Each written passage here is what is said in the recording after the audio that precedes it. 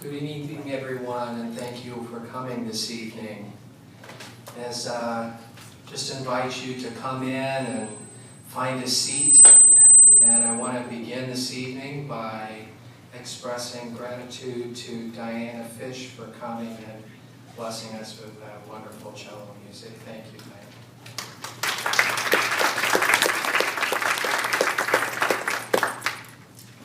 So I appreciate all of you coming out tonight to join us this evening for our community conversation. I think it's good for us to come together as a community in the wake of this tragic shooting at the Pulse nightclub in Orlando this past weekend. As the reports come in through our news outlets and our social media, the full impact of this terrible act of violence is beginning to come into focus. Stories of the desperate struggle of the victims over the hours-long ordeal that left 49 people dead, scores of people wounded, and I think all of us forever changed by the event. You know, our hearts ache as we see the faces and hear the stories of young lives that were senselessly cut short. And we hear about the dreams that will never be realized. And we imagine far too many dinner tables across our state with empty chairs tonight and grieving families.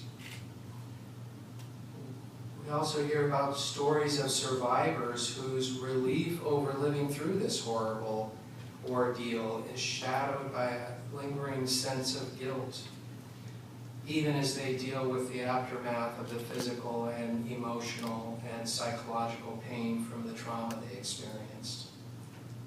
I heard one story of a survivor who struggles to cope with the knowledge that it was in response to her urging that two of her friends who ultimately came to the club and were killed that night, it was in response to her urging that they went to the club that night. So the ripple effects of this terrible night continue to reverberate across our state and within each of us. And as I talked with some of you before the event, we shared our own reactions, and I think within many of us it causes a sense of that we're no longer safe. And that's a difficult thing to deal with. And things like this shake us to the core sometimes and leave us with unanswered questions and with powerful feelings that we don't quite know what to do with. So it's our hope that this gathering this evening will be a safe space to express your grief and to begin to engage some of these questions and find our own path towards healing. Now, before we move into that dialogue part of our program this evening, however, we thought that it was appropriate and that we needed to recognize the lives who were lost and to honor their memory. Now, for many years at Suncoast Hospice, we've had the tradition that when one of our loved ones died, we hold a service where we read their names and we toll a bell in their honor. So we invite you to join us this evening as we remember the lives of those who died this past weekend. So to begin our service, I'd like to invite Donna Blagden to come forward with a reading for you.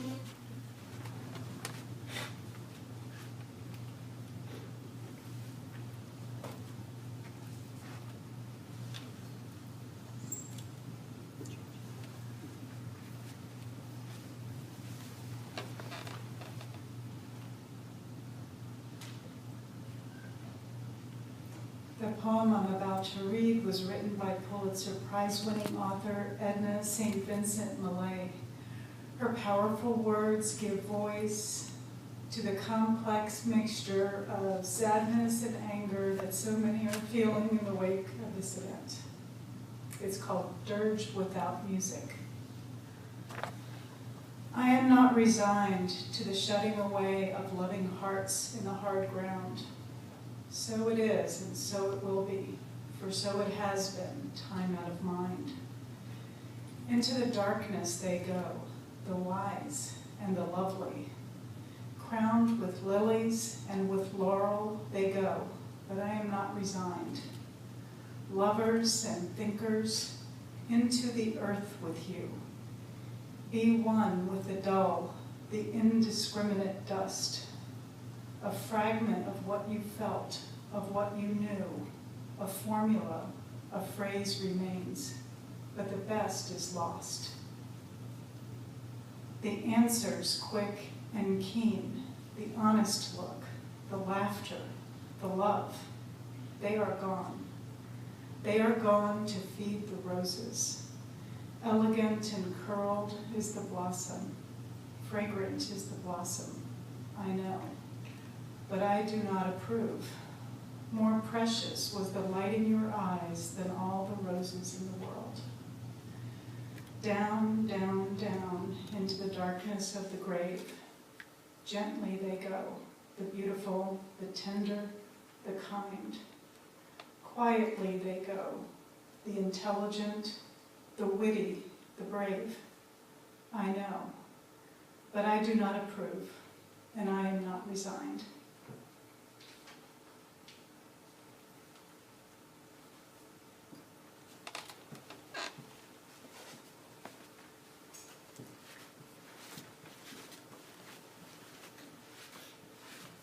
Thank you, Donna. During this portion of the service, we would normally invite family and friends and staff members who were involved in the lives of patients and families to stand when their names were read and to remain standing until the bell was tolled in their honor. Tonight we'd like to do things just a little differently. In honor of all of the ways that we are connected as a community to the suffering of these victims and their families, we would like to invite everyone here to stand as you are able and remain standing for all of the names to be read tonight. We will read the names in groups of 5, after which a bell will be tolled in their honor. We'll also invite you to join us in saying after each of the names, the group of 5 names are read. So at this time I'd like to invite Cheryl and Christopher to come forward for the reading of the names.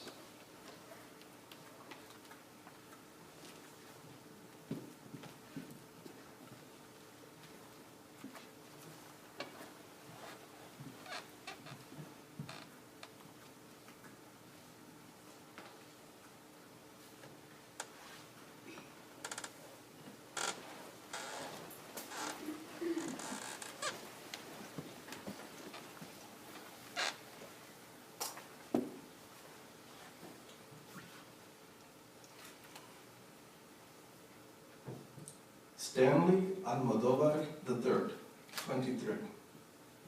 Amanda Alvear, 25. Oscar A. Aracena Montero, 26. Rodolfo Ayala, 33. Antonio Davon Brown, 29. We honor you and we won't forget.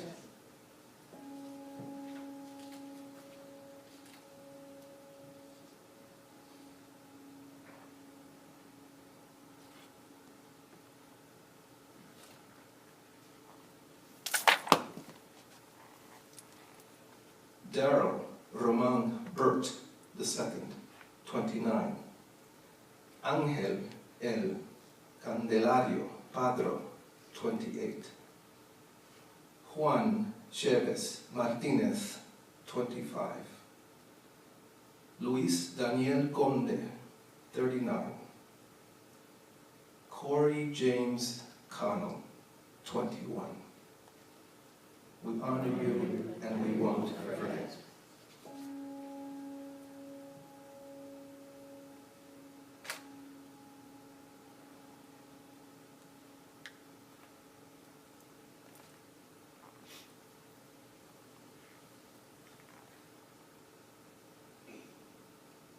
Tevin Eugene Crosby, 25. Dianca Deidre Drayton, 32. Simon Adrian Carrillo Fernandez, 31. Leroy Valentin Fernandez, 25. Mercedes Marisol Flores, 26. We honor you and we won't forget.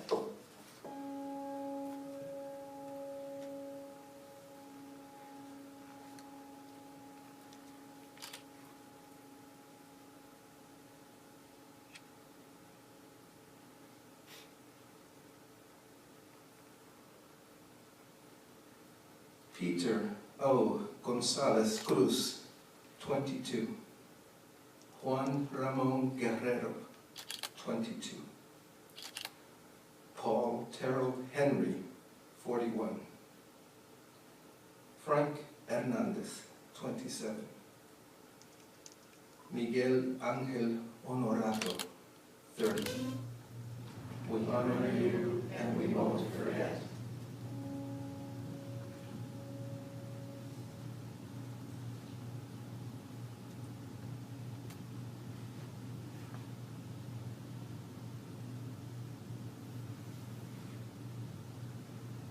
Javier Jorge Reyes, 40. Jason Benjamin Josaphat, 19.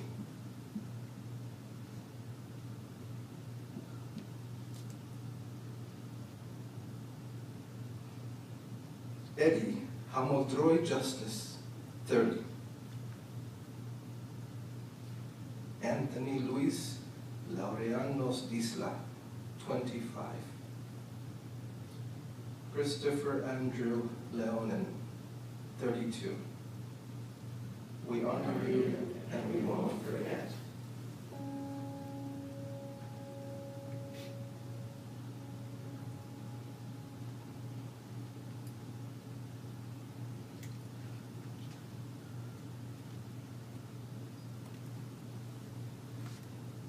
Alejandro Barrias Martinez, 21. Brenda Lee Marquez McCool, 49. Gilberto Ramon Silva Menendez, 25. Kimberly Morris, 37. Akira Monette Murray, 18. We honor you and we won't forget.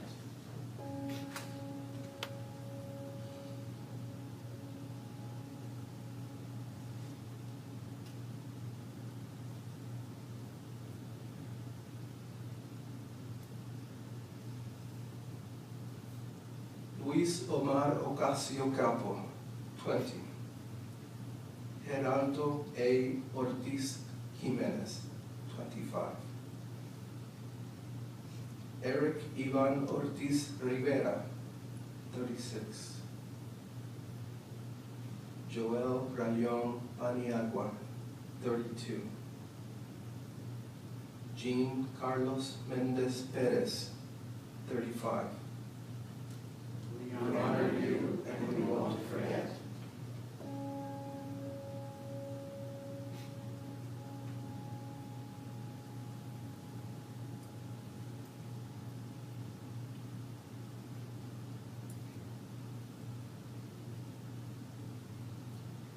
Enrique L. Rios Jr., 25. Jean C. Nieves Rodriguez, 27.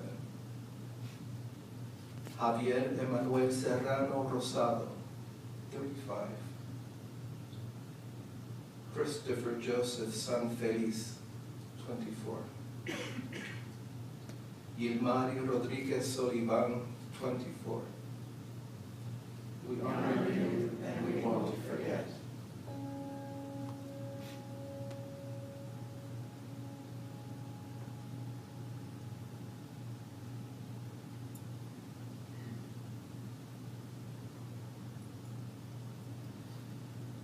Edward Sotomayor Jr., 34. Shane Evan Tomlinson, 33. Martin Benitez Torres, 33. Jonathan Antonio Camuy Vega, 24. Juan P. Rivera Velasquez, 37. We honor you and we won't forget.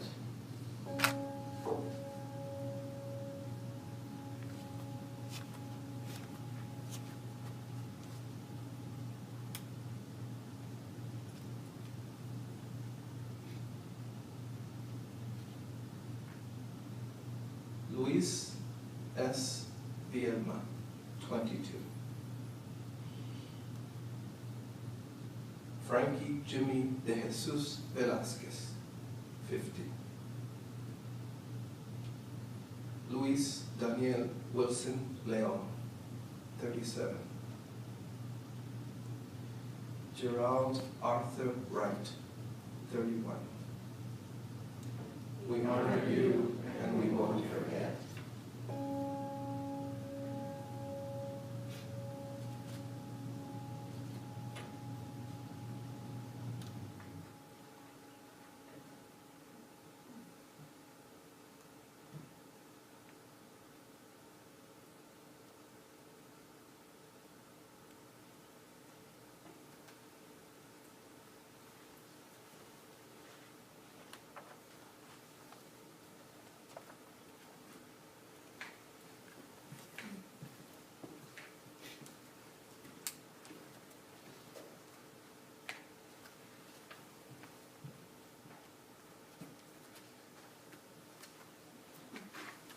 Please be seated.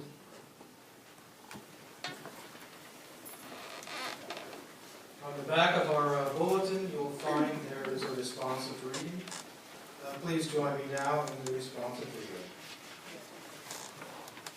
In our sadness, we look to our source of hope to help in this time of trouble, because we dare to believe that goodness is stronger than evil, and love is stronger than hate. That light can dispel the darkness, and that hope is stronger than despair. Although we sometimes feel lost in our grief and overwhelmed by fear and anger, we hear your call in the midst of our doubt and fear.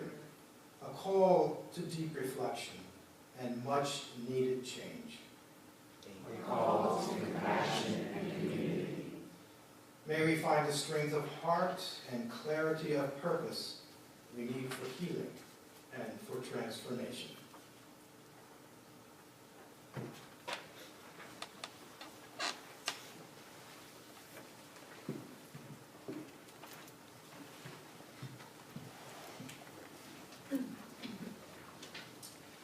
Thank you all for standing with us tonight as we honor and remember the lives of those who were so tragically lost. And so at this time, I'd like to invite Kathy Quans to come and begin our community conversation. So, Kathy.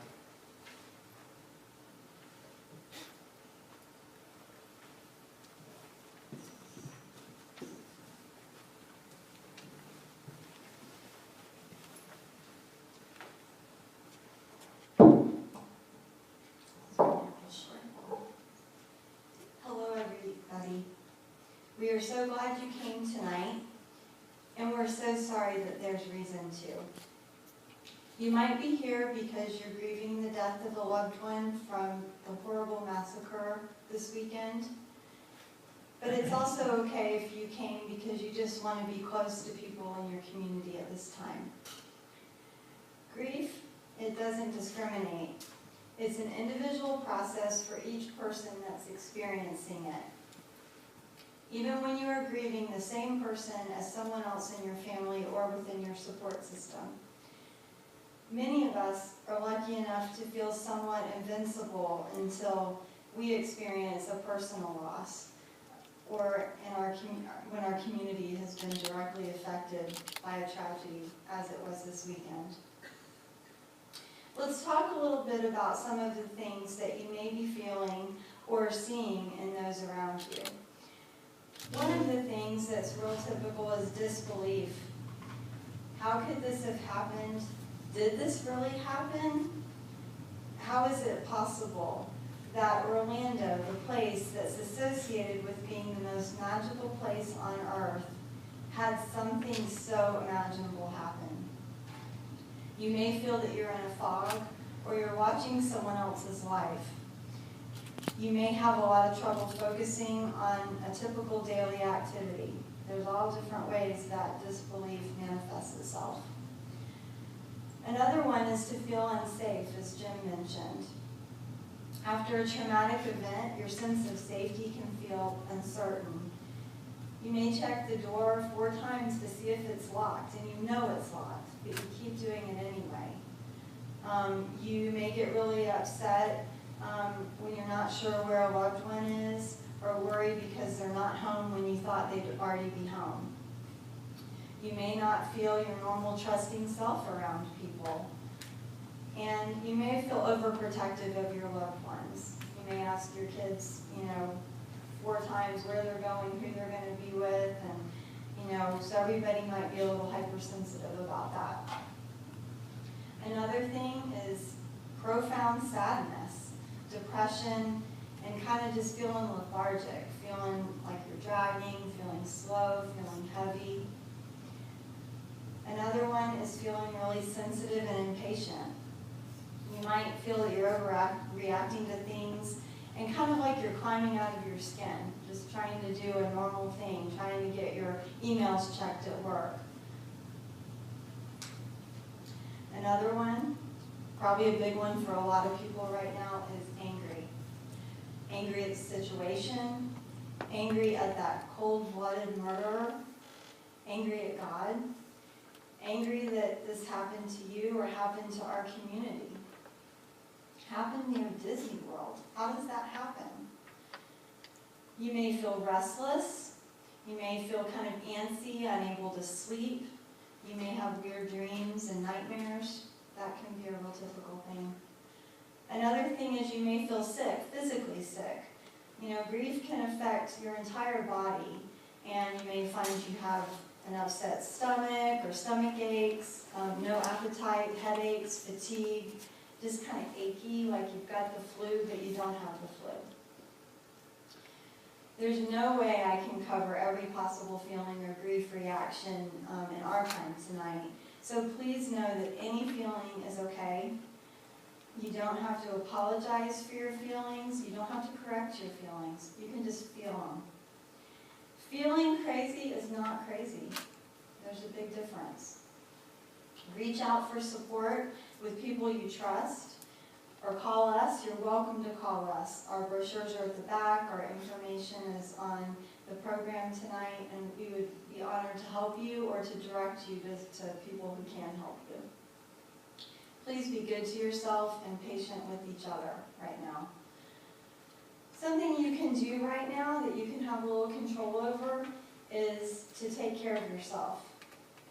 Drink plenty of water and eat something healthy when you can, when your tummy's able to. And be careful with drinking. That can be a hard thing right now because it can be really tempting to want to overindulge a little bit in alcohol. And it's kind of important to be careful with that right now. And you can get easily dehydrated. You've been crying, you're stressed out, all those kinds of things. It's important that you get rest even when you can't sleep, that you take some time to chill on the couch, turn on some mindless TV if you just want to check out for a little bit. Also, unplug. That it's important to separate at times from your phone, or at least turn it on silent or vibrate so you can get some rest. And please be careful with the TV and radio, because it can, all of a sudden, a whole afternoon can have gone by and you've seen the same story over and over again, and maybe a few new details, but that can be kind of like re-traumatization, secondary trauma. And so it's important to be really careful with that. And I know it's important that we're getting information, but you know, just give yourself a little bit of a break. Also, be kind to yourself. Your concentration and ability to do normal tasks you've always done and done well, it might not work so well. You might not feel successful. You might feel frustrated. You might forget what you're doing halfway through. To maintain a normal routine as much as possible. Muscle memory can be kind of a gift. When you know what to do, you know what's coming next, that can be a really healthy thing to be able to do. Feeling safe, that's huge. Like we said, your sense of safety can be really rocked when something that you never thought would happen in our area. You know, people just going out to be together and have Latino night and dance and have a good time. How in the world did it end like that? So anything you need to do to feel safe, and it's not crazy, it doesn't mean that you've regressed to a young child, that you need to have a nightlight on. You may need to sleep with the bathroom light on, and you've never done it before. You may need to have an extra blanket. You may need a stuffed animal. You may need to hug a pillow, or have, if you have your loved one's clothes, like a t-shirt that smells like them, and just have that nearby. That can help you feel safe. Or have someone, you know, else stay at your house or stay at your apartment with you, or you stay at theirs for a while, just to feel extra safe. Also, please give yourself time. Grief has no clock. Grief does not care what time of day it is. It doesn't care if you're in the middle of something important, you're trying to accomplish something. Grief doesn't care if it's been a week, if it's been a month, if it's been a year. Grief, you feel it when you feel it. So it's important you find someone to talk to. You can journal. It's a great way to process your feelings. Drawing, if that works for you, if that's a good outlet. You know, now they have all these adult coloring books. Sometimes that can help you with the unplugging, just to sit and kind of color for a little while. You kind of regulate your breathing, kind of relax. Also, it's real important that you find ways to let your feelings out. If you're an exerciser, if you know, you have some positive outlets, you need to turn on House Hunters and escape from life for a little while. You know, it's important you find your outlets that you know are successful for you. Because what's tricky about grief is if you don't find ways to let it out or release it, it might find some scary or unhealthy ways out, or some ways out that you kind of wish it didn't show up. So also it's important to give yourself a balance of once in a while letting yourself have some quiet time and some alone time. And sometimes people you love don't want you to be alone. They're all worried. They want you to always be with someone. But it's okay to tell them, look, I just need a little alone time. I promise I'm safe. But, you know, to find that balance in that. So that is what I have to say about that. And now we're going to have Al Perron come up, and he's going to talk.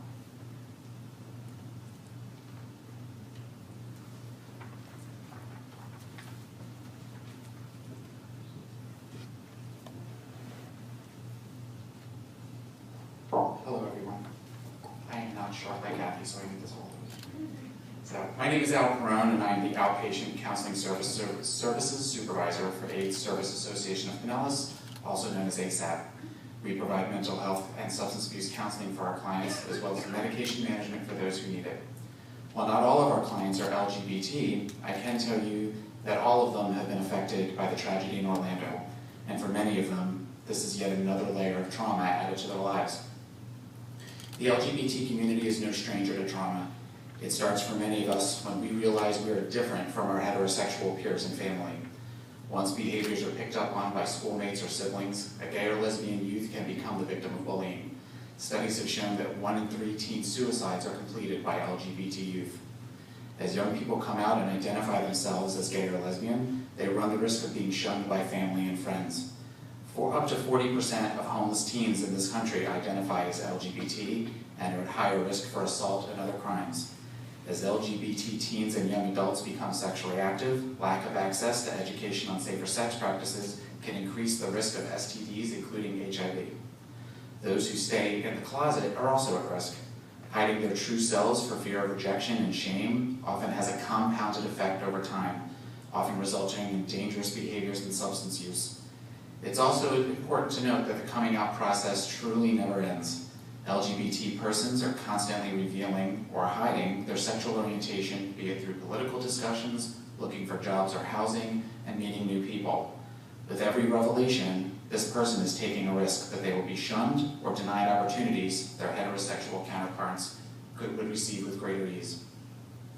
Up until approximately 40 years ago, being homosexual was a punishable offense, with many being led to jails or mental institutions, all for loving the wrong person. Through it all, the LGBT community has shown resilience and strength unlike any other. It is this resilience that was able to remove homosexuality from the DSM, eliminating it as a mental disorder. It is this resilience that kept us fighting for medical help and other services for our friends and loved ones in the early days of HIV, services still available today.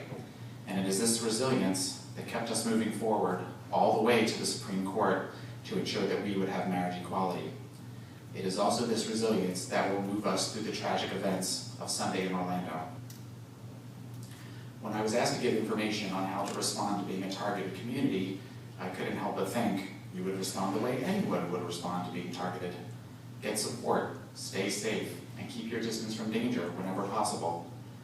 The difference for the LGBT community is that we are lucky enough to have a network of agencies and providers to pick up the slack for people who have no one.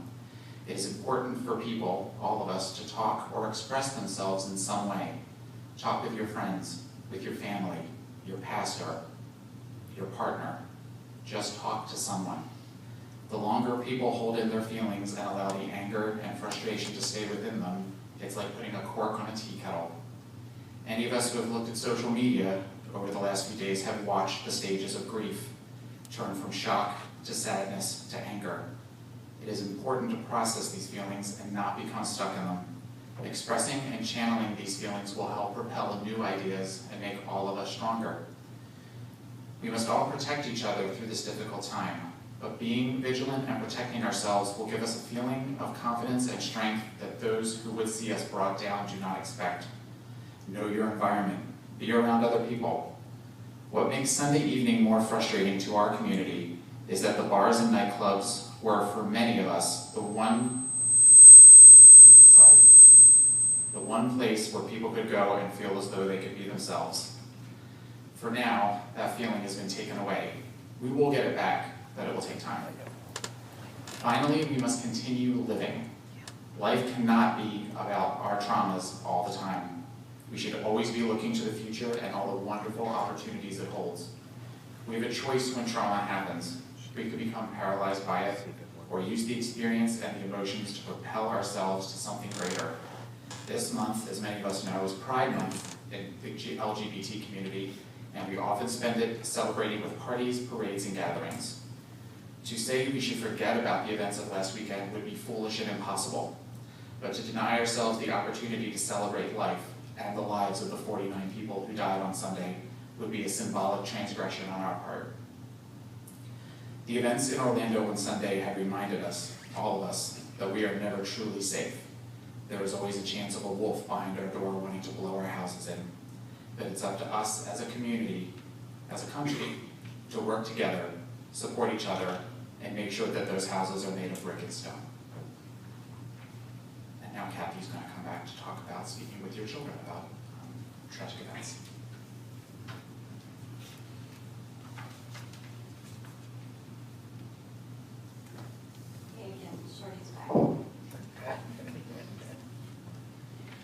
Okay, now for working with kids, if you have any kids that either have been affected or are just aware of what's happening.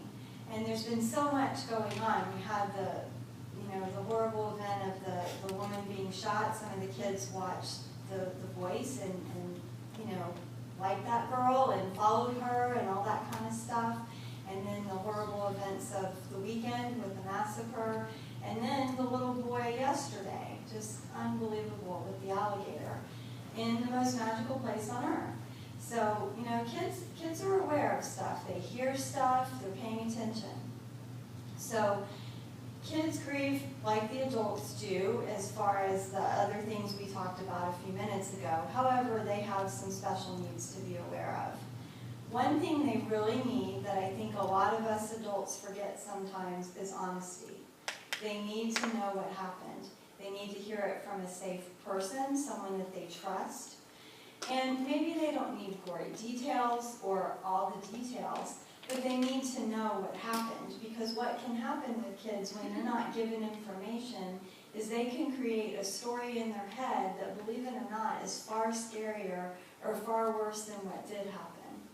And so it's important that, and it's important they know that it's an okay conversation, that they can come to you with questions, and that it's okay that they're thinking about it, that there's nothing wrong with them, that they're thinking about it. So to be honest with them is a huge, huge thing that sometimes a lot of adults say, oh, they're not paying attention, they don't know what's going on.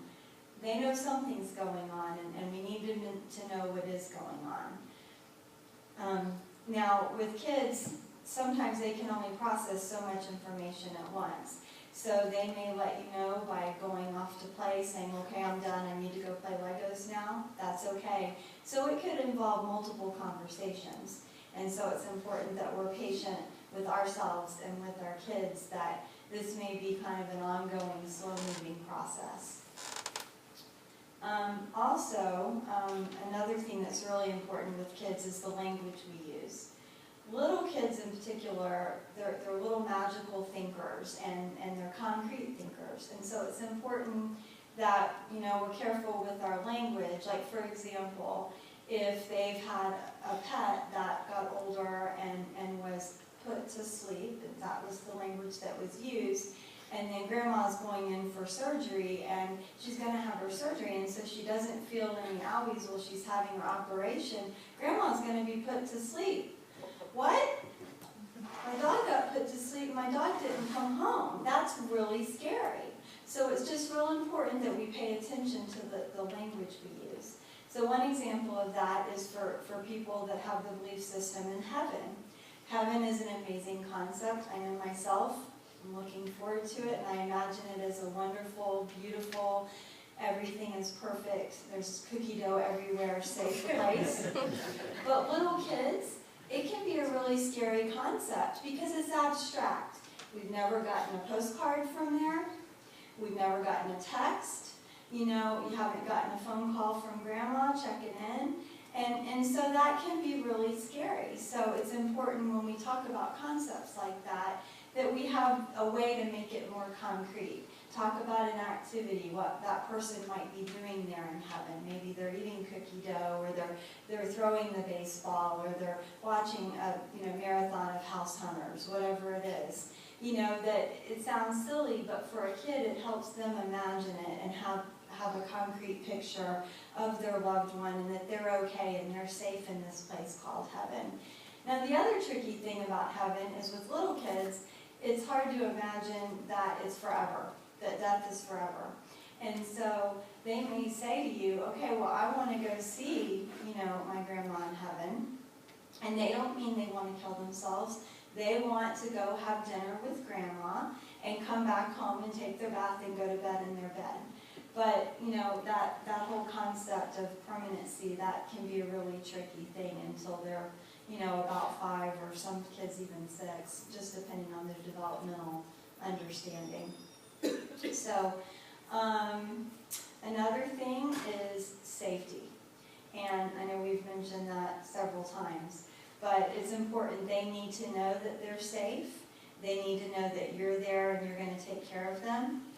And they might be a little bit extra clingy. They might want your plan for the day when you leave for work. Where are you going to be? What time are you going to eat lunch? When are you going to be home? And maybe, because you're a little hypersensitive right now, it might feel a little annoying, but they need that extra, comforting and knowledge. And they may worry about you if you you know, when you say you're gonna be home at 5:30 from Publix and it's 5:45 and they can tell time and they know you're not home yet. So they may give you a little chewing out when you get home because they, you know, needed to know and they were really scared. So everybody's sense of safety can feel kind of off. Another thing they may need to know is how you're okay, how you're taking care of yourself. Because if you start sneezing and you have a cold, maybe you're going to get sick, maybe you're going to die, maybe something's going to happen to you. So to tell them the way you're taking care of yourself, that you're trying to eat right, that you put your seatbelt on in the car, that it's important you get a good night's sleep too, all that kind of stuff. You know, they need to know that, and that's going to be comforting to them. And it role models for them too. They also need to know that any feeling is okay, and it's okay to express it. The tricky thing is kids aren't always good at using words to express it. A lot of times they use their behavior. They may act out, they may be withdrawn, you know, and that can be a tricky thing. But it's a cool thing because it's something for us to address. We can kind of acknowledge that behavior and, you know, I noticed you seemed really angry. Let's talk about that. And so it gives you a starting point. And it's also important that they know that you're not hiding all your feelings from them, that it's okay to cry in front of them and say, you know, I'm really sad. I'm really missing my loved one today. I'm feeling extra sad. Or if you're feeling extra grumpy, they spill their, you know, milk at dinner and you kind of get really upset and you let them know, I'm feeling extra grumpy today and I'm really missing our loved one today. And so that communication is real important with kids. And I think a lot of us adults forget that because kids, they're not paying attention. They don't know what's going on. And boy, do they don't miss a beat actually. Another thing we may see with kids is that they may show some regression. A kid that maybe used to suck their thumb starts sucking their thumb, or they may start bedwetting, or a kid that's been drinking out of a sippy cup wants a bottle now, you know, so things like that. And it's important not to make a big deal of it and just kind of let it go for a little while. They may want to sleep in your room or be near you for a little while. And, you know, of course, long term, we don't want that as a forever behavior, but sometimes we just got to kind of pick our battles carefully. So, another thing is it's important whenever possible to keep them in their routine. It's very comforting because then they know what to expect. It gives them some predictability and some empowerment that they know that after they brush their teeth, they're going to have their bedtime story. And then, you know, they get to go to the kitchen and get a drink of water. And so those little things that may seem like not a big deal, you know, to keep it consistent. And the same with discipline. If they normally would get sent to timeout for, you know, knocking their brother over the head with a pot, they should still get sent to timeout when they knock their brother over the head with a pot. So, you know, and that's not cruel. That's not being, you know, harsh. It's being consistent. And for a kid, that can be very comforting. They're not going to tell you that, though. They're not going to say, thanks for sending me to timeout. You know, that was really fun. But, you know, it's just real important because there's so much chaos going on already that if we don't follow through with things that normally would happen, that feels like more chaos to a kid. You know, that I just hit him over the head with a pot and I didn't get in trouble. Oh my gosh, what's next? You know, so it feels like the apocalypse to them. So, also, they need the opportunity to play. Kids explore their world, they master their world, they learn about their world through play. And so, like at a funeral, it's important they have a little activity bag with stuff to go on, or maybe it's not video games, but, you know, like a little activity book or, you know, something like that, that when they get stressed out or overwhelmed, they have that safe thing to do. They know how to do that. That's something they're in control of. And it can help them express their feelings. It can help them feel normal. And the last thing is to unplug. That, again, to separate from the phone at times, that when you're with your child, that you're just with them. And they know you're 100% because so much has been going on with all the phone calls, all the activities related to the loved one's death and the funeral and all the, I call them the death errands, all the things that kind of transpire because it happened, usually involves a lot of phone calls or texting. And so to know that they have you 100%, that is priceless. And the other part of unplugging is to watch out with the TV, with the news, because that can again be secondary trauma for them. And, you know, it's just, if that can be avoided, you know, to an extent with the kids for the news, that's a really good thing. I remember with 9/11, my daughter was in 9th grade, and her school, which I will remain nameless because I love her school, but they had the TV on all day when she was at school. And that kid, her head was so messed up when she came home from that. It was really, really overwhelming. So anyway, that's what we have to say about some of that stuff. So I guess we'd like to open it up if anybody has any questions or comments.